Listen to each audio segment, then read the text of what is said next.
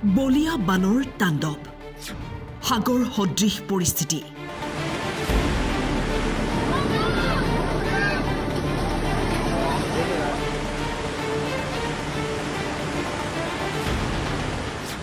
ভয়ংকৰ দৃশ্য বন্দী কেমেৰাত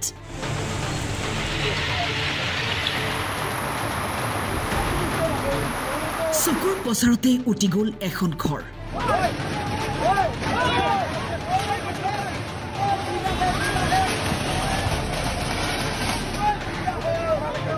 এই দৃশ্য শ্ৰীভূমিৰ সিংলা নৈৰ চিগা মাথাউৰিৰে উটি গ'ল ঘৰটো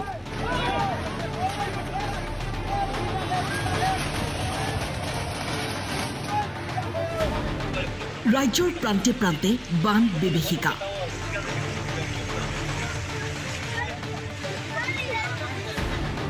এইবাৰ চাওক লখিমপুৰৰ এই দৃশ্য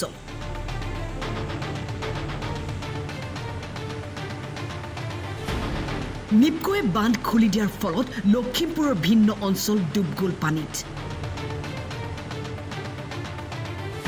কল্পনাও কৰিব নোৱাৰি কি যন্ত্ৰণা ভুগিছে বন্যাৰ্তই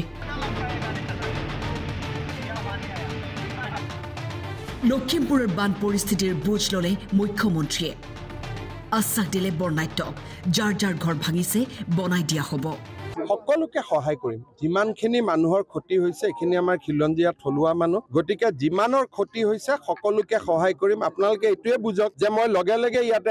আহি গৈছো মুখ্যমন্ত্ৰীয়ে মথাউৰি নিৰ্মাণৰ কথাও উল্লেখ কৰে ৰাজ্যৰ সন্মুখত মথাউৰি বনোৱাৰ কথাটো বানপানীৰ পিছত হ'ব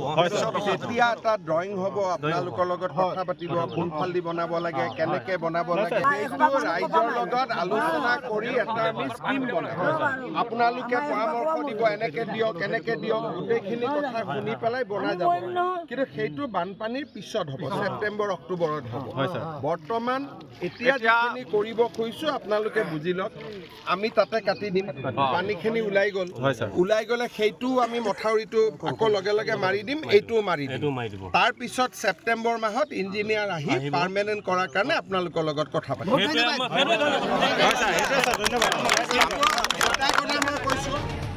এই প্ৰলয়ংকৰী বানৰ ফলত কেৱল জনসাধাৰণেই নহয় লাখ লাখ পশুধনো ক্ষতি হৈছে বানৰ কবলত